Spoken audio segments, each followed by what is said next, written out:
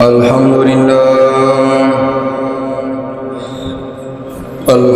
لله نحمده ونستعينه ونستغفره ونؤمن به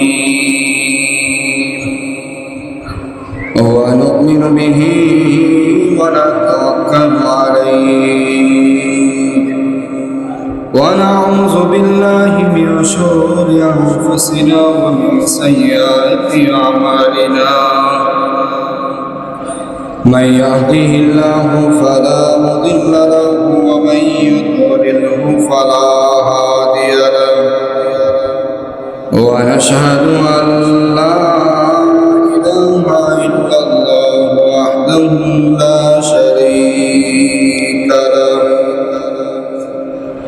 ونشهد أن سيدنا وسندنا وحبيبنا ومولانا محمدا عبده ورسوله الذي أرسله الله تعالى بالحق بشيرا ونذيرا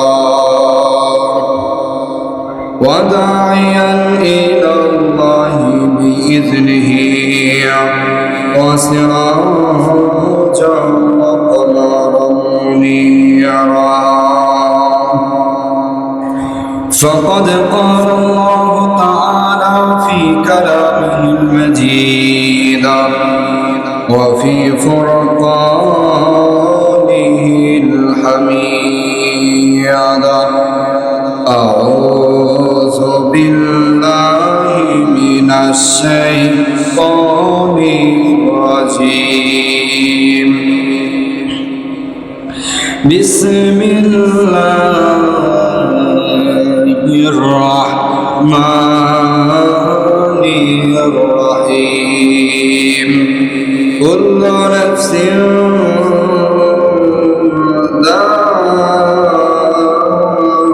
ذائقة الموت وإنما توفون أجوركم يوم القيامة فمن زحزح عن النار وأدخل الجنة فقد فاز وما الحياة الدنيا إلا متاع الغرور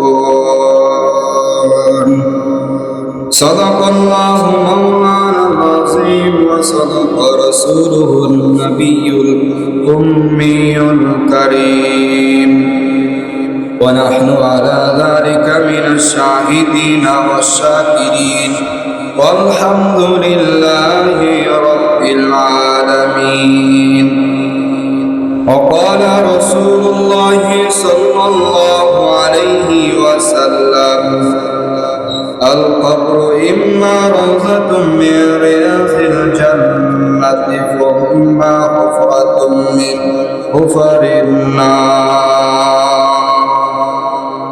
وقال تعالى آيات أخرى بسم الله الرحمن الرحيم إن الله وملائكته يصلون على النبي يا أيها الذين آمنوا صلوا عليه وسلموا تسليما محمد درود إبراهيم اللهم صل على محمد وعلى آل محمد كما صليت على إبراهيم وعلى آل إبراهيم إنك حميد مجيد اللهم بارك على محمد وعلى آل محمد كما باركت على إبراهيم وعلى آل إبراهيم إنك حميد مجيد محبة بلغ العلا بكماله كشف الدجى بجماله أسنت جميع خصاله صلوا عليه وآله محبة لا إله ইল্লাল্লাহ লা ইলাহা জোরে লা ইলাহা ইল্লাল্লাহ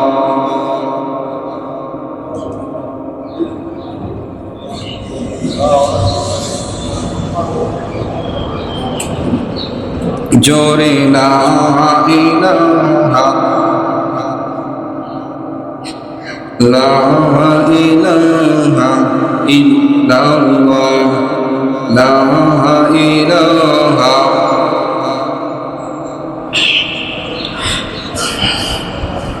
নেই কোনো মাবুদ আল্লাহ ছাড়া বলো লা ইলাহা ইল্লাল্লাহ লা ইলাহা ইল্লাল্লাহ লা ইলাহা হায়াতের মালিক যিনি আল্লাহ মৌতের মালিক যিনি আল্লাহ লা ইলাহা ইল্লাল্লাহ লা ইলাহা ইল্লাল্লাহ লা ইলাহা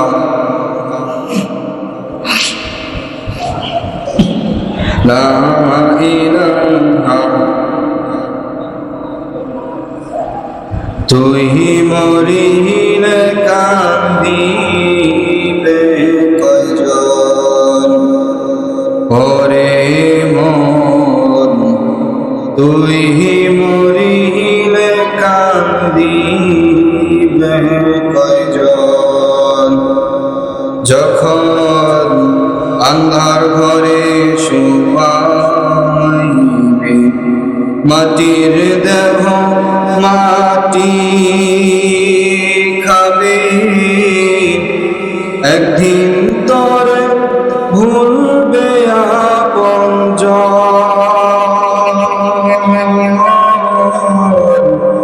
তুই মরিলে কান্দিবে কয়জন ওরে মন তুই মরিলে কান্দিবে কয়জন লা ইলাহা ইল্লাল্লাহ মুহাম্মাদুর রাসূলুল্লাহ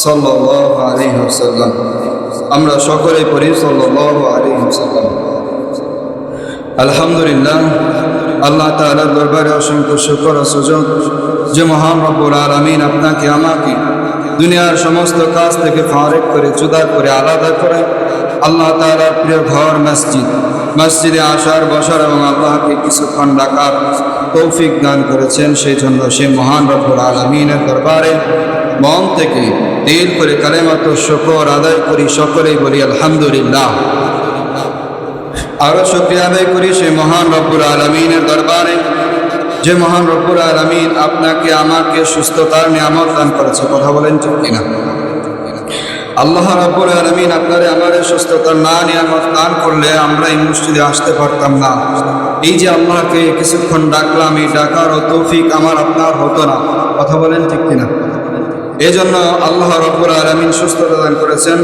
সেজন্য সে মহান রব্বুল আলামিনের দরবারে মন থেকে দিল করে কালেমাত শুকর আদায় করে আবারও বলি আলহামদুলিল্লাহ মুহতারাম হাজিরিন আপনাদের সামনে যে আয়াতে কারিমা তেলাওয়াত করা হয়েছে আল্লাহ রাব্বুল আলামিন আয়াতের ভিতরে বলতেছেন কুল্লু নাফসিন যায়িকাতুল মাউত প্রত্যেক প্রাণওয়ালা মানুষ হোক জিন হোক যার প্রাণ আছে তাকে মৃত্যুবরণ করা লাগবে আল্লাহ রাব্বুল আলামিন বলতেছেন কুল্লু নাফসিন যায়িকাতুল মাউত প্রত্যেক প্রাণওয়ালা মানুষ হোক যা কিছু হোক প্রাণ আছে তো তার মৃত্যুবরণ করা লাগবে কথা বলেন ঠিক কিনা আমাদের মৃত্যুবরণ করা লাগবে কি লাগবে না মরা লাগবে আমাদেরও মরতে হবে কথা বলেন ঠিক কিনা প্রতিনিয়তই আমাদের দুনিয়া থেকে আমাদের সমাজ থেকে আমাদের সাথে চলাফেরা করে আজকে আমার দাদা মারা গেল, আজকে আমার আত্মীয় স্বজন মারা গেল, একদিন আমারও মরতে হবে। কথা বলেন ঠিক কিনা? ওই মরণ কোন দিন, কার, কখন, কোন স্থানে হয় এটা কেউ জানে? কেউ জানে না। এটা কে জানেন? স্বয়ং আল্লাহ রাব্বুল আলামিন জানেন। কথা বলেন ঠিক কিনা? একমাত্র আল্লাহ রাব্বুল আলামিনই এর খবর জানেন। আমরা দুনিয়াতে ভোগ করতেছি, বিলাসিতা করতেছি, দুনিয়াকে ভোগ করতেছি, কিন্তু আমরা এই ভোগের ভিতরে ডুবে হাদিসের ভিতরে আসে হুব্বুদ দুনিয়া রাসু কুল্লি খতিয়া। দুনিয়ার মায়ার মুহাব্বত করে তুমি আখিরাত ভুলে গেছো। তোমার মূল যে উদ্দেশ্য, তোমার উদ্দেশ্যকে তুমি ভুলে গেছো। তোমার উদ্দেশ্য হলো, দুনিয়াতে আসার উদ্দেশ্য হলো যে তোমার আখিরাত কামিয়াব, আখিরাত কামানো। তুমি এই দুনিয়ার পেছনে পড়ে তোমার আখিরাতের কথা ভুলে গেছো। আখিরাত করতে যে কিছু একটা আছে, এটা তুমি ভুলে গেছো। কথা বলেন ঠিক কিনা? এটা বাস্তব কিনা? এটা আমাদের সমাজে বাস্তব। দুনিয়ার পেছনে ঘুরতে ঘুরতে ঘুরতে ঘুরতে আজকে আমাদের আখিরাত বরবাদ হয়ে যাইতেছে। কথা বলেন ঠিক কিনা? দুনিয়ার পেছনে ঘোরেন। দুনিয়া তো ক্ষণস্থায়ী, এই দুনিয়া চিরস্থায়ী নয়। তার বাস্তব প্রমাণ আপনার দাদার দাদা। কথা বলেন ঠিক কিনা? আপনার বাবার বাবা দেখেন আজকে দুনিয়াতে আছে কিনা। তো দুনিয়াতে আসার একটা সিরিয়াল আছে, কিন্তু যাওয়ার কোনো সিরিয়াল নাই। আপনি দুনিয়াতে আসবেন সিরিয়াল অনুযায়ী। প্রথমে আপনার বাবা আসলো, তারপরে আপনি, তারপরে আপনার ছেলে, সন্তান, নাতি, এইভাবে আপনার বংশ বিস্তার হবে। কিন্তু কে কখন মারা যাবে, কার আগে কে মারা যাবে, এটা একমাত্র আল্লাহ রাব্বুল আলামিন জানেন। এই জন্য আমাদের সর্বহালতেই যেন আমরা দুনিয়ার মহাব্বতে পড়ে, দুনিয়ার ভালোবাসায় পড়ে, মোহে পড়ে যেন আমরা আখিরাত না ভুলে যাই। এটা হলো আমাদের মূল টার্গেট। কথা বলেন ঠিক কিনা? আমাদের মূল টার্গেট কি? মূল টার্গেট হলো আমাদের আখিরাত ঠিক করা। আমরা যাতে আখিরাতে আল্লাহ রাব্বুল আলামিন যেন যখন হিসাব নেবে, যথাযথ হিসাব আর করুণা দিয়ে আল্লাহ তাআলার আমরা যেন জান্নাত লাভ করি। যে আমল আমরা দুনিয়াতে করতেছি, আমলে আমরা জান্নাতে যেতে পারবো না। কথা বলেন ঠিক কিনা? এই জন্য বলা হয়েছে হাদিস, আল্লাহ রাব্বুল আলামিন বলেন, কুল্লু নাফসিন যায়িকাতুল মাউত। যার প্রাণ আছে তাকে মৃত্যুবরণ করা লাগবে। বাস্তব প্রমাণ দেখেন দুনিয়ার ভিতরে। আমার আপনার দাদা কিন্তু দুনিয়াতে ছিল, আজকে তারা নাই। এইভাবে যত পূর্বপুরুষ ছিল দুনিয়াতে, আজকে তারা নাই। আমি আর আপনি বসবাস করতেছি, একদিন আমি আর আপনি থাকবো না। কথা বলেন ঠিক কিনা? এই দুনিয়া ত্যাগ করে আমাদেরকে অন্ধকার কবরে যাওয়া লাগবে। কবরে অন্ধকার থাকার পরে আল্লাহ রাব্বুল আলামিন যখন কিয়ামতের দিন কায়েম করবে, আল্লাহ রাব্বুল আলামিন যখন হযরত ইসরাফিল আলাইহিস সালাতু ওয়াস সালামকে সিংহায় ফুঁক দিতে বলবেন, ফুঁক দেওয়ার সাথে সাথে দুনিয়াতে যারা কবরবাসী ছিল, ওই দিন আর জীবিত মানুষ থাকবে না দুনিয়াতে। কবর থেকে যার যার মতো উঠে একটা আগুনের গোলা তাকে ধাওয়া করতে করতে ওই যে হাসরের ময়দানে একত্রিত করে ফেলবে। এই জন্য মোহতারাম হাজিরিন, আমার আপনার এখান থেকে প্রস্তুতি নেওয়া লাগবে। আমার আপনার প্রস্তুতি যদি ঠিক থাকে, আমার আপনার যদি যথাযথ কার্যক্রম ঠিক থাকে, তাহলে আমার আপনার কবরটা হবে সুখময়। কথা বলেন ঠিক কিনা? আমার আপনার মরণটাও হবে ভালো মরণ। দাদা বাহিরে একটু সাউন্ড আছে, সাউন্ড কেমন যেন একটা কেয়ার আওয়াজ হচ্ছে।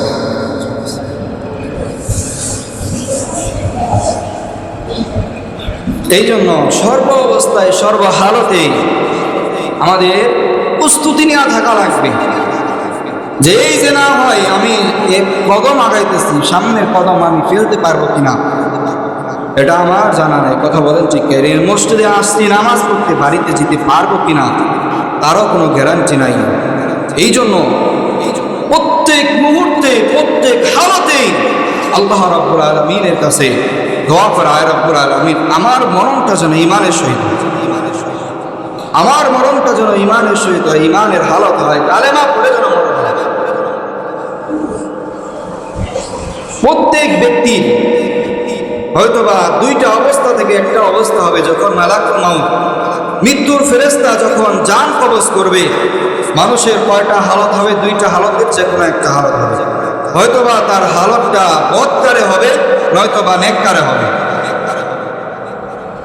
দুনিয়াতে যদি ওই ব্যক্তি যথাযথ আল্লাহ তাআলার হুকুম আহকামগুলো মানে এবং সব আরকানগুলা যদি মানিয়া চলে, তাহলে তার হালতটা হবে নেককারের কাতারে। নেককারের জান কবজ যেভাবে করে ওইভাবেই কবজ করা হবে। এখন নেককারের জান কিভাবে কবজ করা হয়? আল্লাহ রাব্বুল আলামিন বলেন, ফেরেশতা মালাকুল মাউত, ওই যে আমার এক বান্দা দেখতেছো তার হায়াত শেষ হয়ে গেছে, যা যা আজরাইল তার কাছে যা। আমি আল্লাহ রাব্বুল আলামিন তার উপর সন্তুষ্ট আছি। আমি আল্লাহ রাব্বুল আলামিন বান্দার সাথে সাক্ষাৎ করব, মুলাকাত করব। যা যা বান্দা যা, চলে যা, আমার ওই বান্দার কাছে চলে যা। আল্লাহ তাআলার হুকুম পাওয়ার পর আজরাইল আলাইহিস সালাতু ওয়াস সালাম আপনার কাছে আসার আগে আপনার কাছে আরো 4 জন ফেরেশতা আয়েশা পড়ে। কয়জন ফেরেশতা? যখন আপনার হুকুম হয়ে গেল, এটা সবার ক্ষেত্রে বদকার নেককার, নেককারের কথা বলা হইতেছে, কিন্তু যখন হুকুম দেয়া দেয় যা, তার জান কবজ করে নিয়ে আজরাইলকে বলা হয় জান কবজ করে নিয়ে আসো, এটা হুকুম দেওয়ার পরে আল্লাহ রাব্বুল আলামিন এই আজরাইল আলাইহিস সালাতু ওয়াস সালামকে ওই ব্যক্তির কাছে পাঠানোর আগে আল্লাহ রাব্বুল আলামিন বদকার হোক আর নেককার হোক, ওই ব্যক্তির কাছে 4 জন ফেরেশতা আসে। কয়জন ফেরেশতা? 4 জন ফেরেশতা। যখন হুকুম হয়ে যায় মৃত্যু, আল্লাহ রাব্বুল আলামিন যখন মৃত্যুর ফেরেশতা আজরাইল আলাইহিস সালাতু ওয়াস সালামকে হুকুম করে দেয়, আমার ওই বান্দার হায়াত ফুরায় গেছে, যা যা জান কবজ করে নিয়ে আয়। আজরাইল আলাইহিস সালাতু ওয়াস সালাম হুকুম পাওয়ার পর আজরাইল আলাইহিস সালাতু ওয়াস সালাম মালাকুল মউত আসার আগে আপনার আমার কাছে 4 জন ফেরেশতা আসে। 1 নাম্বার ফেরেশতা হলো আয়েশা, আপনাকে সালাম দেয়, আসসালামু আলাইকুম ওয়া রাহমাতুল্লাহ ইয়া আব্দুল্লাহ। আমি একটা নাম দিয়া বুঝাইতেছি, আয়েশা ফেরেশতা প্রথমেই সালাম দিবে, সালাম দিয়া বলবে, হে আব্দুল্লাহ, আমি তোমার জন্য আল্লাহ রাব্বুল আলামিন আমাকে খানা অর্থাৎ খাদ্যর হিসাব নিকাশের জন্য নিয়োজিত করেছিল। আমি আজকে তোমার কাছে আসছি, দুনিয়ার এই প্রান্ত থেকে শেষ প্রান্ত থেকে, পশ্চিম থেকে পূর্ব এবং দক্ষিণ থেকে উত্তর, প্রত্যেক কোনায় কোনায় খুঁজে দেখছি, তোমার জন্য এক ফোঁটা রিজিক না। একজন ফেরেশতা আসলো, প্রথম ফেরেশতা আয়েশা বলবে, আমি তোমার খাদ্যে নিয়োজিত ছিলাম, আজকে আমি তোমার খাদ্য তালাশ করার জন্য পশ্চিম থেকে পূর্ব পর্যন্ত যত জায়গা আছে সব ঘুরেছি, দক্ষিণ থেকে উত্তরে যত জায়গা আছে সব ঘুরেছি, পৃথিবীর কোণে কোণে কোণে কোণে ঘুরেছি, সব জায়গায় ঘুরেছি বান্দা, কোথাও তোমার জন্য এক দানা খাদ্য খুঁজে পাই নাই। অর্থাৎ তুমি অচিরেই মারা যাবে, আমি তোমার কাছ থেকে বিদায় নিব। এই ফেরেশতা বলার পরে ফেরেশতা চলে গেল। আরেকজন ফেরেশতা আয়েশা সালাম দেয়, আসসালামু আলাইকুম ওয়া রাহমাতুল্লাহ ইয়া আব্দুল্লাহ, হে আব্দুল্লাহ, আমি তোমার পানীয় সংগ্রহের কাজে নিয়োজিত ছিলাম।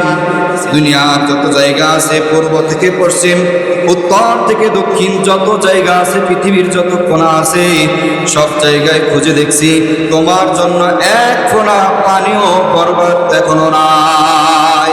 সব জায়গায় খুঁজে দেখছি, তোমার জন্য এক ফোঁটা পানি কোথাও খুঁজে পাইনি।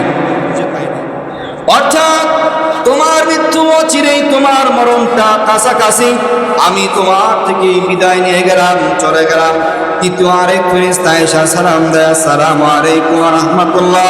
হে আব্দুল্লাহ, আমি তোমার পদস্থলী, আমি তোমার হাঁটা, তুমি যে পায়ে হেঁটে হেঁটে তুমি যে চলাফেরা করবা, আমি ওই ফেরেশতা নিয়ে যেতেছিলাম, ওই দায়িত্বে নিয়ে যেতেছিলাম। আজকে তোমার পূর্ব থেকে পশ্চিম, উত্তর থেকে দক্ষিণ, কোণে কোণে কোণে কোণে খুঁজে দেখছি, তোমার পা কদম ফলানোর জন্য কোনো জায়গা খুঁজে পাই না, কোনো জায়গা খুঁজে পাই নাই গা। অর্থাৎ তোমার মরণ অচিরেই, আমি বিদায় নিতেছি। 3 নম্বর ফেরেশতা চলে গেল। 4 নম্বর ফেরেশতা এসে বলে, আসসালামু আলাইকুম ওয়া রাহমাতুল্লাহ। হে আব্দুল্লাহ, 4 নম্বর ফেরেশতা আয়েশা সালাম দেয়া বলে, হে আব্দুল্লাহ, আমি তোমার শ্বাস প্রশ্বাসের জন্য নিয়ে যেতেছিলাম, তুমি যে শ্বাস নিবা, এই শ্বাস নেওয়ার জন্য আমি আল্লাহ রাব্বুল আলামিন আমাকে নিয়ে যেতে রাখছিল। আজকে পৃথিবীর কোণে কোণে কোণে কোণে খুঁজে দেখছি, কোনো জায়গা থেকে তুমি অক্সিজেন গ্রহণ করতে পারতেছো না। অর্থাৎ তুমি কিছুক্ষণের ভিতরেই তুমি এই দুনিয়া ত্যাগ করবে, তোমার মরণ হয়ে যাবে, আমি বিদায় নিলাম। এইভাবে 4 জন ফেরেশতা যখন চলে যায় বিদায় নেয়া, আরো 2 জন ফেরেশতা আছে।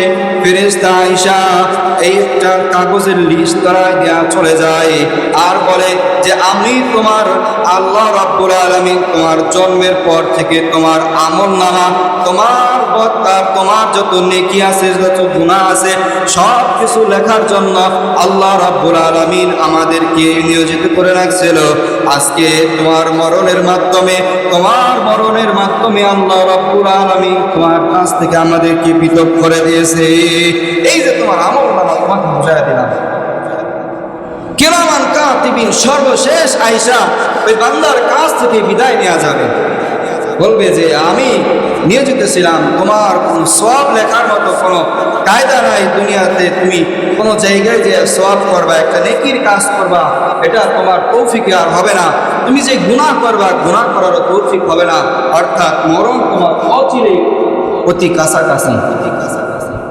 যেই কথা বলতেছিলাম, আল্লাহ রাব্বুল আলামিন যখন হুকুম দিবেন, মৃত্যুর ফেরেশতা আজরাইল চলে আসবে। কার জান কবজ করার জন্য আসতেছে বলছিলাম? নেককার। কার? নেককারের জান কবজ করার জন্য আসতেছে।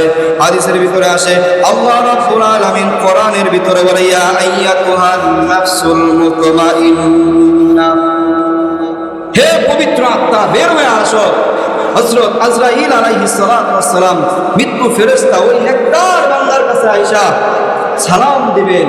সালাম দিয়া মত বিনিময় করবেন। তাকে বলা হবে, ইয়া আইয়াতুহান নাফসুল মুতমাইন্না, হে পবিত্র আত্মা, বের হয়ে আসো। জান্নাতকে খুলে দেওয়া হবে তার চোখের সামনে। জান্নাতের যে হল রুম আছে, জান্নাতের যে ফটক আছে, তার চোখের সামনে তুলে ধরা হবে। এই যে জান্নাতের নাজ নিয়ামত গুলো দেখো। ওই নেককার বান্দা নাজ নিয়ামত দেখতে দেখতে তখন তার আত্মাটা, পবিত্র আত্মা, রূহটা বের হওয়ার জন্য বেকুল হয়ে যাবে। আমার আত্মা বের করে নিয়ে যাও, আমার আত্মা বের করে নিয়ে যাও। হযরত আজরাইল আলাইহিস সালাতু ওয়াস সালাম, মৃত্যুর ফেরেশতা নেককারের জানটা এমন ভাবে কবজ করবে, আল্লাহর নবী সাল্লাল্লাহু আলাইহি ওয়াসাল্লাম হাদিসের ভিতরে বলেন যে মায়ের কোলে শিশু যখন দুধ পান করতে করতে ঘুমা যায়, সেইভাবে নেককারের জানটা কবজ হয়ে যাবে। আল্লাহ, নেককারের জান কবজ হয়ে গেল। তারপরে তো তার কবর, হাসর, মিজান, পুলসিরাত আস্তে আস্তে ভালোই হবে। কারণ মৃত্যুটা যদি, মরণটা যদি ভালো হয়, তাহলে তার কবর দেশও ভালো হবে। কথা বলেন ঠিক কিনা? বরজখের দেশটাও তার ভালো হবে, কবর জগৎও তার জন্য ভালো হবে। এই জন্য মুহতারাম হাজিরিন, নেক কাজ করা দরকার আছে কিনা? নেককার হিসেবে মৃত্যুবরণ করা দরকার আছে কিনা? নেক আমল নিয়ে মরা দরকার আছে কিনা? নেক আমল নিয়ে আমাদেরকে মৃত্যুবরণ করা লাগবে। ঠিক তার বিপরীতে যখন বদকারের জান কবজ করা হয়, বদকারের জান কিভাবে কবজ করা হয়? বদকারের জানটা এমন ভাবে কবজ করা হয়, আল্লাহ রাব্বুল আলামিন বলবেন যে যা যা ওয়ালাকুল মাউত, মৃত্যুর ফেরেশতা যা ওই বান্দার কাছে যা।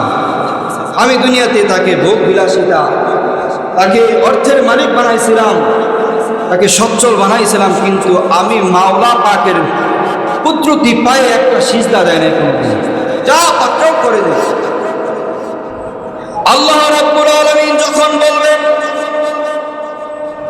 ওই নাফরমান বান্দারে নিয়ে, নাফরমান বান্দারে আমি দুনিয়াতে এত নাজ নিয়ামত দিয়েছিলাম, দুনিয়ার নাজ নিয়ামতে তাকে ডুবায় রাখছিলাম, কিন্তু কোনোদিন আমি আল্লাহ রাব্বুল আলামিনের কুদরতি পায়ে একটা সিজদা দেয় নাই। আমি আল্লাহ রাব্বুল আলামিনের হুকুম আহকামগুলো অমান্য করেছে, আমি আল্লাহ রাব্বুল আলামিনের সাথে শিরিক করেছে, বড় বড় কবিরা গুনাহ করেছে। যা ফেরেশতা যা, এই আত্মারে ধরে নিয়ে আয়, তাড়াতাড়ি ধরে নিয়ে আয়, তারপর জাহান্নামে দিয়া দেয়। যখন হুকুম করবে মালাকুল মাউত, হাদিসের ভিতরে আসে জাহান্নামে চলে যাবে, জাহান্নামে যায় আগুনের গুর্জ নিবেন, হাতুড়ির মতো আগুনের গুর্জ নিবেন, নিয়া ওই মালাকুল মাউতের কাছে চলে আসবে, আর সাথে আল্লাহ রাব্বুল আলামিন 500 ফেরেশতা নিযুক্ত করে দিবেন, যে 500 ফেরেশতা জাহান্নাম থেকে আগুনের পরা নিবেন, পরা আগুনের পরা নিয়া ওই বান্দা, ওই বদকার নাফরমান বান্দার কাছে আসবে। আসার পর তার চারপাশে আগুনের যে গোলাগুলা জাহান্নাম থেকে আনছিল, ওই চারপাশে সারায়া সিটা দিয়া দাঁড়ায় থাকবে ফেরেশতাগুলো। যখন দাঁড়ায় থাকবে, আর আজরাইল আলাইহিস সালাম তার মূল সুরত নিয়ে হাজির হবেন, এমন সুরত নিয়ে হাজির হবেন যেই সুরত দেখলে সাথে সাথে দুনিয়ার সব ভুলে যায়, চোখ মুখ উল্টা যায়। কথা বলেন ঠিক কিনা? কেমন ভয়ানক হবে সেদিন বদকারের জান কবজের সময়। হযরত ইব্রাহিম আলাইহিস সালাতু ওয়াস সালামের সাথে হযরত আজরাইল আলাইহিস সালাতু ওয়াস সালামের একদিন দেখা হলো। বলতেছে, ভাই আজরাইল, তোমার কাছে জানতে চাই, তোমার কাছে জানতে চাই, বদকারের জান তুমি কিভাবে কবজ করো, তোমার কাছে একটু জানতে চাই। হযরত আজরাইল আলাইহিস সালাতু ওয়াস সালাম হযরত ইব্রাহিমকে ডাক দিয়া বলেন, আমার ওই রূপ, ওই দৃশ্য দেখে আপনি ঠিক থাকতে পারবেন না, আপনি ঠিক থাকতে পারবেন না। বারবার হযরত ইব্রাহিম আলাইহিস সালাতু ওয়াস সালাম তাকে মোরামরি করতেছে, বারবার বলতেছে যে আপনার রূপটা দেখতে চাই, বদকারের জান কিভাবে কবজ করেন সেই রূপটা দেখতে চাই, একটু দেখান। হযরত আজরাইল আলাইহিস সালাতু ওয়াস সালাম হযরত জিবরাইল আলাইহিস সালাতু ওয়াস সালামকে ডাক দেয়া বলেন, হযরত ইব্রাহিম আলাইহিস সালাতু ওয়াস সালামকে ডাক দেয়া বলেন, হযরত ইব্রাহিম, আপনাকে দেখাতে পারি, আপনি একটু অন্যদিকে ঘুরে তাকান। হযরত ইব্রাহিম আলাইহিস সালাতু ওয়াস সালাম মুহূর্তের ভিতরে অন্যদিকে ঘুরে তাকাইলেন।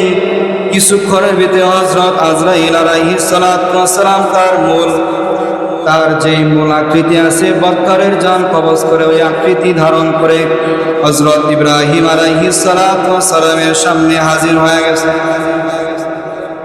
হাজির হয়ে হযরত আজরাইল আলাইহিস সালাতু ওয়াস সালাম মালাকুল মউত বদকারের জান যেই সূরতে কবজ করে, ওই সূরতটা ধারণ করে হযরত ইব্রাহিমকে ডাক দেয়া বলেন যে আমার দিকে ঘুরে তাকান, আমার দিকে ঘুরে তাকান, আমার মূল সূরত হয়ে গেছে, এখন আমার দিকে ঘুরে তাকান। হযরত আজরাইল আলাইহিস সালাতু ওয়াস সালাম মূল সূরত ধারণ করে যখন আসে, মূল সূরত ধারণ করে হযরত ইব্রাহিমকে যখন ডাক দিছে, মোহতারাম হাজিরিন, হযরত ইব্রাহিম আলাইহিস সালাতু ওয়াস সালাম হযরত আজরাইল আলাইহিস সালাতু ওয়াস সালাম মালাকুল মউত মৃত্যু ফেরেশতার দিকে ঘুরে তাকাইলেন। কিতাবের ভিতরে আসে, যখন তাকাইছে হযরত ইব্রাহিম আলাইহিস সালাতু ওয়াস সালাম সাথে সাথে অজ্ঞান হয়ে, জ্ঞানহীন হয়ে দুনিয়াতে জমিনের ভিতরে পড়ে গেছে। সাথে সাথে হযরত ইব্রাহিম আলাইহিস সালাতু ওয়াস সালাম অজ্ঞান হয়ে জমিনের ভিতরে পড়ে গেছে। যখন হুঁশ ফিরছে, আগের সুরতে ফিরে আসছে হযরত আজরাইল আলাইহিস সালাম। হাদিসের ভিতরে আসে হযরত ইব্রাহিম আলাইহিস সালাম বর্ণনা করেন, দুনিয়াতে একজন মানুষের সবচেয়ে বড় ভয়ানক, সবচেয়ে বড় কঠিন মুহূর্ত হলো যখন আজরাইল আলাইহিস সালাম নিজ সূরত ধারণ করে জান কবজ করতে আসবে। ওই সূরতটা হযরত ইব্রাহিম আলাইহিস সালাম বলেন যে আমি তাকানোর সাথে সাথে আমি দুনিয়াতে আমি জমিনের ভিতরে বেহুশ হয়ে পড়ে গেলাম। কি এমন দৃশ্য ছিল, আজরাইলের জিকির দেখুন, আমি তাকাইলাম, তাকানোর সাথে সাথে আমি দেখলাম আজরাইলের পা জমিনে তো মাথা আসমানে, এত বড় দেহওয়ালা একজন সামনে দাঁড়ায় আছে, সাথে সাথে বেহুশ হয়ে গেছি। শুধু কি তা না, এই কারণে শুধু বেহুশ হয় নাই, অজ্ঞান হয় নাই। অজ্ঞান হওয়ার আরো কারণ আছে, শোনো। অজ্ঞান হয়েছে এই জন্য আমি যখন তাকাইলাম, তার এক কাঁধ থেকে অপর কাঁধের দূরত্ব কয়েক দিনের রাস্তা। এত বড় দেহওয়ালা মানুষ যখন সামনে দাঁড়াইছে, সাথে সাথে অজ্ঞান হয়ে গেছি। শুধু তা না, আমি আরো দেখলাম যে হযরত আজরাইল আলাইহিস সালামের চোখ মুখ দিয়া আগুনের ফুলকি বের হইতেছে। আমি যখন তাকাইলাম, তাকায়া দেখলাম যে আগুনের ফুলকি বের হইতেছে, পা জমিনে তো মাথা আসমানে। আমি যখন তাকায়া দেখলাম তার এক কাঁধ থেকে অপর কাঁধের দূরত্ব কয়েক দিনের রাস্তা। আমি শুধু এইটুকুই দেখলাম না, আমি আরো দেখলাম সেটা হলো আরো ভয়ানক জিনিস। সেটা হলো হযরত আজরাইল আলাইহিস সালামের শরীর থেকে এমন দুর্গন্ধ আসতেছে, যেই দুর্গন্ধ আমার নাকে আসার সাথে সাথে আমি অজ্ঞান হয়ে বেহুশ হয়ে জমিনে পড়ে গেছি। কি হালত হবে সেই দিন! আমার আপনার মরণটা যদি বদকারের ভিতরে হয়, বদকার অবস্থা হয়, তাহলে আমার আপনার কি হালত হবে! এই জন্য মুহতারাম হাজিরিন, সময় সুযোগ এখনো আছে, কথা বলেন ঠিক কিনা? এখন করেন, আগামীকাল করবো এটা না বলে কথা বলেন ঠিক কিনা? এখন করেন, এখন, আগামীকালকের জন্য কোনো কিছু রাখবেন না। আজকেই যা করার করবেন, আজকেই যা করা লাগবে আজকেই করবেন। আগামীকালকের জন্য কোনো কিছু রাখবেন না। আমি আগামীকাল থেকে ইবাদত করব, আগামীকাল থেকে রোজা রাখবো, আগামীকাল থেকে যাকাত দিব, আগামীকাল থেকে নামাজ পড়বো, এই কথা, এই ধোঁকাবাজি কথা আর বলবেন না। বলতে বলতে তো আজকে আপনার বয়স শেষ প্রান্তে, শেষের দিকে। আর কত ধোঁকা হবে মাওলার সাথে, আর কত ধোঁকা হবে আল্লাহর সাথে। ওই আল্লাহ নাফরমান বান্দার জানটা এমন ভাবে কবজ করবে যে হাদিসের ভিতরে আসে, রাসূলুল্লাহ সাল্লাল্লাহু আলাইহি ওয়াসাল্লাম বলেন যে একটা তাজা ছাগল বকরি তার শরীর থেকে চামড়া যেইভাবে খসানো হয়, তার থেকে একজন বদকার এর জান কবজের মৃত্যুটা কঠিন হবে। এই জন্য মুহতারাম হাজিরিন, আমার আপনার কি করা লাগবে? আমার আপনার যে কাজগুলো করা লাগবে, দুনিয়াতেই আমার আপনার মৃত্যুর প্রস্তুতি থাকা লাগবে। আমার আপনার মৃত্যুর প্রস্তুতি যদি আমার আপনার ভিতরে থাকে, তাহলে আমার আপনার মরণটা হবে কালেমা অবস্থা। কালেমা অবস্থায়, সর্ব অবস্থায়, সর্ব হালাতে দোয়া করবেন, আর রব্বুল আলামিন কালেমা অবস্থায় যেন আমার মরণটা হয়। কালেমা অবস্থায় যদি আপনার মরণ না হয়, তাহলে আপনার কবর দেশ আখিরাত বড় ভয়ঙ্কর হয়ে যাবে। কালেমা নসিব হয় কোন কোন আমলে, কোন কোন কারণে? মুহতারাম হাজিরিন, এই স্থান থেকে শুধু আলোচনা শুনলেই হবে না, আলোচনা ভিতরে নেওয়া লাগবে, আমলে নেওয়া লাগবে। আজকে যে আলোচনা শুনলাম, এই আলোচনা যদি নিজের ভিতরে নেন, তাহলে পরিবর্তন আসবে। এই পরিবর্তন যদি আপনার ভিতরে 100 না আসে, 50 তো আসবে। কথা বলেন ঠিক কিনা? 50 আসলেও লাভ। কথা বলেন ঠিক কিনা? 0 থেকে 50 বেশি না? 0 থেকে 50 বেশি। যদি 50 আসে, তাহলে 50 আমার আপনার জন্য লাভ। কথা বলেন ঠিক কিনা? 10 আমলের কারণে বান্দার কালেমা নসিব হয় মরণের সময়, এক নাম্বার আমল হলো তার নজরকে হেফাজতে রাখা। নজর হিফাজত কেউ যদি করে তাহলে কালেমা নসিব হবে মৃত্যুর কালে। কথা বলেন ঠিক না? নজর যদি আপনার আমার ঠিক না থাকে, বেগানা নারী দেখতে যদি এই নজর বাধা না দেয়, তাহলে আপনার আমার মৃত্যুকালে মরণকালে কালেমা নসিব। এক নাম্বার তাহলে কি? 10 আমলের কারণে কালেমা নসিব হয় মরণের কালে। কয় আমলের কারণে? 10 আমলের কারণে। কয় আমল? 10 আমলের কারণে মৃত্যুর সময় কালেমা নসিব হয়। এক নাম্বার আমল হলো নজর হেফাজত করা। কোনো ব্যক্তি যদি তার নজরকে হেফাজতে রাখে, তাহলে সে কিয়ামতে যখন তার মরণ হবে, দুনিয়াতে যখন তার মৃত্যুর ফেরেশতা এসে যাবে, তখন তার মুখ দিয়া অটোমেটিক কালেমা নসিব হয়ে যাবে। আর যার মুখ দিয়া কালেমা নসিব হবে মৃত্যুর সময়, তার স্থান কোথায় হবে? তার স্থান হবে জান্নাতে, তার কবর হবে জান্নাতময়, জান্নাতের সাথে সংযোগ করে দেওয়া হবে। সুবহানাল্লাহ। তাহলে এক নাম্বার হলো নজর হেফাজতে রাখা। 2 নাম্বার আমল হলো মুয়াজ্জিন যখন আযান দেয়, আযানের জবাব দেওয়া, শারীরিক এবং মৌখিক জবাব দেওয়া। 2 নাম্বার কারণ হলো, 2 নাম্বার আমল হলো মুয়াজ্জিন আযান দিতেছে, আল্লাহু আকবার, আল্লাহু আকবার, আপনিও বলবেন আল্লাহু আকবার, আল্লাহু আকবার। আশহাদু আল্লা ইলাহা ইল্লাল্লাহ, আপনিও বলবেন আশহাদু আল্লা ইলাহা ইল্লাল্লাহ। আশহাদু আন্না মুহাম্মাদুর রাসূলুল্লাহ, আপনিও বলবেন আশহাদু আন্না মুহাম্মাদুর রাসূলুল্লাহ। মুয়াজ্জিন সাহেব যখন বলবে হাইয়া আলাস সালাহ, তখন আপনি বলবেন লা হাওলা ওয়ালা কুওয়াতা ইল্লা বিল্লাহ। মুয়াজ্জিন সাহেব যখন বলবে হাইয়া আলাল ফালাহ, তখন আপনি বলবেন লা হাওলা ওয়ালা কুওয়াতা ইল্লা বিল্লাহ। মুয়াজ্জিন সাহেব যখন আবার আল্লাহু আকবার, আল্লাহু আকবার বলবে, আপনিও তখন আল্লাহু আকবার, আল্লাহু আকবার বলবেন। মুয়াজ্জিন সাহেব যখন বলবে লা ইলাহা ইল্লাল্লাহ, তখন আপনিও লা ইলাহা ইল্লাল্লাহ বলবেন। কেউ যদি আমলটা করে, তাহলে কালেমা যখন তার মৃত্যু হবে, মৃত্যুর সময় অটোমেটিক তার মুখ দিয়া কালেমা নসিব হয়ে যাবে। সুবহানাল্লাহ। এটা হলো মৌখিক জবাব। আরেকটা হলো শারীরিক জবাব। শারীরিক জবাব হলো যখন আপনি আযান শুনছেন, আযান শোনার সাথে সাথে বাড়িতে বসে থাকেন নাই, আযান শোনার সাথে সাথে আপনি দোকান পাটে রাস্তাঘাটে কোনো জায়গায় বসে থাকেন নাই, আপনি আমল করার জন্য, নামাজ পড়ার জন্য মসজিদে এসে গেছেন, এটা হলো শারীরিক জবাব। এটাও কেউ যদি দেয়, তাহলে তার ওই যখন মৃত্যু এসে যাবে, মৃত্যুর সময় তার মুখ দিয়ে অটোমেটিক কালেমা নসিব হয়ে যাবে।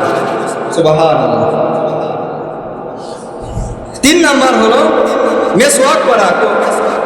মেসওয়াক করা 3 নাম্বার আমল হলো, কেউ যদি মেসওয়াক করে, সর্ব অবস্থায় সর্ব হালতে, ওযু করার সময় মেসওয়াক করা, নামাজের পূর্বে মেসওয়াক করা, গোসলের পূর্বে মেসওয়াক করা, মেসওয়াক কেউ যদি মেসওয়াকের আমল রাখে, তাহলে মৃত্যুর সময় অটোমেটিক তার কালেমা নসিব হয়ে যাবে। সুবহানাল্লাহ। মেসওয়াকের আমল আল্লাহ নবী সাল্লাল্লাহু আলাইহি ওয়াসাল্লাম যখন অন্তিম অবস্থায়, তার 3-4 দিন যাবৎ জ্বর, আল্লাহ নবী সাল্লাল্লাহু আলাইহি ওয়াসাল্লাম একেবারে শেষ মুহূর্তে, জীবনের শেষ মুহূর্তে যখন ইন্তেকাল করবেন, তার আগ মুহূর্তে আল্লাহ নবী সাল্লাল্লাহু আলাইহি ওয়াসাল্লাম নামাজ পড়ার জন্য মসজিদে যাইতে পারে নাই। আল্লাহ নবী সাল্লাল্লাহু আলাইহি ওয়াসাল্লাম ঘরে বসা অবস্থায় ছিলেন। হযরত আয়েশার কোলের সাথে ট্যাগ লাগায়া আল্লাহ নবী সাল্লাল্লাহু আলাইহি ওয়াসাল্লাম বসে আছেন, মসজিদে যাইতে পারে নাই নামাজ পড়ার জন্য। এমন তো অবস্থায় একজন সাহাবী এসে উপস্থিত হলেন, বাহির থেকে সালাম দিলেন, অনুমতি চেয়ে অনুমতি নিয়ে ভিতরে প্রবেশ করলেন। সাহাবীর নাম হলো আব্দুর রহমান। আব্দুর রহমান যখন আল্লাহ নবী সাল্লাল্লাহু আলাইহি ওয়াসাল্লামের ঘরে প্রবেশ করলেন, প্রবেশ করার সময় আব্দুর রহমানের হাতে একটা মেসওয়াক ছিল। মেসওয়াকটা একেবারেই নতুন, আব্দুর রহমান এখনো ব্যবহার করে নাই। তখন আল্লাহ নবী সাল্লাল্লাহু আলাইহি ওয়াসাল্লাম বারবার তার মেসওয়াকের দিকে তাকায়, আর অপরদিকে আল্লাহ নবী সাল্লাল্লাহু আলাইহি ওয়াসাল্লামের শরীরের অসুস্থতা বেড়ে যায়। বেড়ে যাওয়ার কারণে আল্লাহ নবী সাল্লাল্লাহু আলাইহি ওয়াসাল্লাম বারবার জ্ঞান হারায় ফেলতেছেন, জ্ঞান হারায় অজ্ঞান হয়ে যাইতেছেন। আবার যখন পানি ছিটে দিয়া পানি মুখের ভিতরে ছিটা দিয়া যখন আবার জ্ঞান ফেরানো হয়, বারবার আব্দুর রহমানের মেসওয়াকের দিকে আল্লাহ নবী সাল্লাল্লাহু আলাইহি ওয়াসাল্লাম বারবার তাকাইতেছে। আর আল্লাহ নবী সাল্লাল্লাহু আলাইহি ওয়াসাল্লাম কিছু একটা বলতে চাইতেছেন, কিন্তু বলতে পারতেছে না। এমন তো অবস্থায় আবার যখন তার মেসওয়াকের দিকে তাকাইলেন। আবার এরকম এই মেসওয়াকটা নেওয়া পর্যন্ত আল্লাহ নবী সাল্লাল্লাহু আলাইহি সাল্লামের অসুস্থতা এমন বেড়ে গেছিল, এই অবস্থায় আল্লাহ নবী সাল্লাল্লাহু আলাইহি সাল্লাম 3-4 বার অজ্ঞান হয়ে গেছিলেন। 3-4 বার তাকে পানি ছিটা দিয়া তাকে তার জ্ঞান ফেরানো হয়েছে। আল্লাহ নবী সাল্লাল্লাহু আলাইহি সাল্লাম যার সাথে হযরত আয়েশার কোলের সাথে পেট লাগায় বসে ছিলেন, এমন অবস্থায় হযরত আয়েশা বুঝতে পারলেন যে আল্লাহ নবী সাল্লাল্লাহু আলাইহি সাল্লাম বারবার আব্দুর রহমানের হাতের মেসওয়াকের দিকে তাকাইতেছে। আল্লাহ নবী সাল্লাল্লাহু আলাইহি সাল্লামকে জিজ্ঞাসা করলেন, ইয়া রাসূলুল্লাহ, আপনি কি ওই মেসওয়াকটা নিতে চান? ইশারায় দিলেন, হ্যাঁ আমি মেসওয়াকটা নিতে চাই। আব্দুর রহমানের কাছ থেকে ওই মেসওয়াকটা নেওয়া হলো। মেসওয়াকটা নিয়ে আল্লাহ নবী সাল্লাল্লাহু আলাইহি সাল্লাম জ্বর অবস্থায়, এই মেসওয়াক নতুন অবস্থায়, মেসওয়াকটা এখনো ব্যবহার করা হয় নাই, আল্লাহ নবী সাল্লাল্লাহু আলাইহি সাল্লামকে হযরত আয়েশা ডাকতে বলতেছে, ইয়া রাসূলুল্লাহ, এটাকে আমি একটু চিবায়া নরম করে দেব? আল্লাহ নবী সাল্লাল্লাহু আলাইহি সাল্লাম বললেন যে হ্যাঁ, আমাকে এটা একটু চিবায়া নরম করে দাও। আল্লাহ নবী সাল্লাল্লাহু আলাইহি সাল্লামকে এই মেসওয়াক হযরত আয়েশা রাদিয়াল্লাহু তাআলা আনহা নিজের দাঁত দিয়া মুখ দিয়া কামড়ায়া মেসওয়াকটা নরম করে আল্লাহ নবী সাল্লাল্লাহু আলাইহি সাল্লামের কাছে দিলেন। আর আল্লাহ নবী সাল্লাল্লাহু আলাইহি সাল্লাম মেসওয়াক, সুবহানাল্লাহ, আল্লাহ নবী সাল্লাল্লাহু আলাইহি সাল্লাম মেসওয়াকের আমল, তার কিছুক্ষণ পরেই আল্লাহ নবী সাল্লাল্লাহু আলাইহি সাল্লাম এই দুনিয়া ত্যাগ করে, দুনিয়ার মায়া মহব্বত ত্যাগ করে আল্লাহ নবী সাল্লাল্লাহু আলাইহি সাল্লাম এই দুনিয়া থেকে বিদায় হয়ে যায়। শেষ মুহূর্তের আমল আল্লাহ নবী সাল্লাল্লাহু আলাইহি সাল্লামের কাছে কোনটা ছিল? মেসওয়াকের আমল। কিসের আমল? মেসওয়াকের আমল। আমরা করব তো ইনশাআল্লাহ, যেই কয়টা বলা হলো আগামী সপ্তাহে ইনশাআল্লাহ এই মেসওয়াকের 3 নম্বর আমল বলা হয়েছে। আরো 7টা আমল কি কি কারণে আপনার কালেমা নসিব হবে মৃত্যুর সময়, 10টা আমলে আপনার মৃত্যুর সময় কালেমা নসিব হয়, তার ভিতরে 3টা বলা হলো সংক্ষিপ্ত সময়ের ভিতরে, এবং আমার আপনার সময়ও শেষ হয়ে গেছে শুক্রবারের দিন, সময়ও সংক্ষিপ্ত। ইনশাআল্লাহ আগামী শুক্রবারে এই যে মেসওয়াকের পর থেকে যে আমলগুলো আছে ইনশাআল্লাহ ধারাবাহিকভাবে বলা হবে। আল্লাহ রাব্বুল আলামিন যে আলোচনা শুনলাম, আল্লাহ রাব্বুল আলামিন শুনে এবং আমল করার তৌফিক দান করুক, সকলে বলেন আমিন।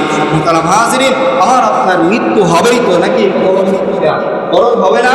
ওই মরণের পরে আমার আপনার কবরের কি হালত হবে? আমার আপনার বাবা কবরে চলে গেছে, আমার আপনার মা কবরে চলে গেছে, তাদের কবরের কি হালত আমরা কেউ জানি? কিন্তু আপনার একজন ভাই মনে করেন প্রবাসে থাকে, সৌদি আরব থাকে, আপনি ভিডিও করে জিজ্ঞাসা করবেন, ভাই কেমন আছে? ভালো আছে। কি করছেন? বসে আছি। খাইছেন? ভালো। আপনি খোঁজ খবর নিতে পারলেন, কিন্তু বাড়ির পিছনে জংলা ঝরে আপনার বাবার খবর, আপনার মার খবর, আপনার আত্মীয় স্বজনের খবর, তাদের খোঁজ খবর কি আপনার জানা আছে? কারো জানা নাই। কিয়ামত পর্যন্ত কোনো খোঁজ খবর জানতে পারবো না, কিন্তু আমরা দুনিয়াতে বসে বসে থাকে তাদের জন্য নেক আমল করতে পারবো। কথা বলেন ঠিক কিনা? যদি আমি দুনিয়াতে নেক আমল করি, তারা কবরে যদি তাদের সওয়াবের প্রয়োজন হয়, কবরে যদি আযাবও হয়, আল্লাহ রাব্বুল আলামিন দানের উসিলা করে তাদের কবরটাকে জান্নাতের উচ্চ মাকাম দান করে দিবে। আর আল্লাহ রাব্বুল আলামিন বলেন যে দুনিয়াতে মৃত্যুর পর বান্দার কবরে কোনো কিছু পৌঁছায় না, কোনো কিছু পৌঁছায় না, সাদা কাপড় দিয়ে মুড়াইয়া কবরে রাখা হয়, সাথে কোনো কিছু দেওয়া হয় না। আপনার শরীরে জামা আছে, জামা কেটে কেটে বিলেট দিয়ে কেটে কেটে আত্মীয় স্বজন রেখে দিবে। আপনার শরীরে আংটি চেন আছে, সাথে সাথে খুলে রেখে দিবে। আপনার বাড়ির আপনার যত যা আছে সব কিছু আপনার শরীরের সাথে সম্পৃক্ত, সব কিছু রেখে তারপরে সাদা 3 টুকরা কাপড়ে মোড়াইয়া মহিলাদেরকে 4-5 কাপড়ে মোড়াইয়া কবরে রাখা হবে, সাথে কোনো আমল যাবে না।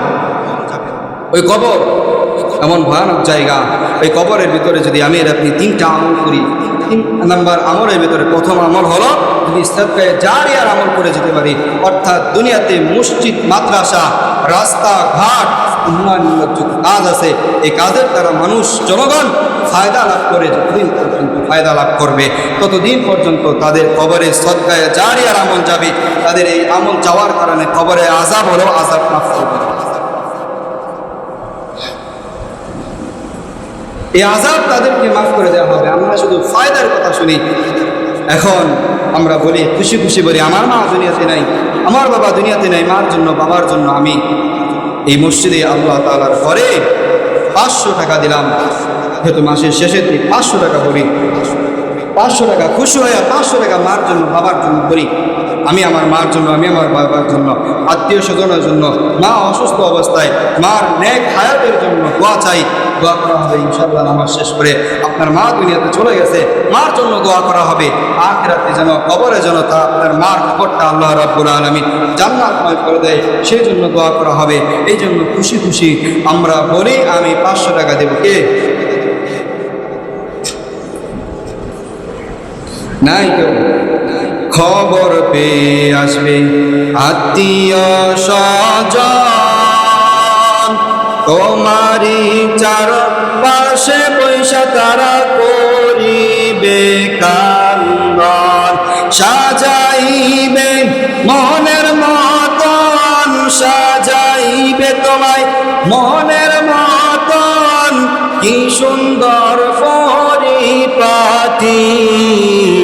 ওই যে দেখো ডাকিতেছে তোমায় কবরের মাটি, ওই যে দেখো ডাকিতেছে তোমায় কবরের মাটি। কথা বলেন ঠিক কিনা? কবর প্রতিনিয়ত বলে আমায় একা একা ঘর, আমি একাকিত্বর ঘর, দুনিয়াতে আসার আগে আমল নিয়ে আসবা। আমি অন্ধকার কবরের ঘর, যে কবরের কোনো বাতি নাই। দুনিয়ার ঘরে থাকো তোমার কয়েক রকমের বাতি, লাইটিং ঘরের ভিতরে থাকো কিন্তু কবরের কোনো বাতি নাই। এই কবরের জন্য এই কবরে আসবা, বাতি নিয়ে আসবা, নেক আমল নিয়ে আসবা। খুশি খুশি বলেন আমার মার জন্য, আমার বাবার জন্য এই কবরের ভিতরে নেক আমল পাঠাইলাম 500 টাকা। এমন কোন বান্দা আছে যে আমি 500 টাকা দিলাম? নাই কেউ। আজকে সবাই এমনি বসে আছে, দিমুই না, বুঝো যা বলে নাই কেউ। 500 টাকা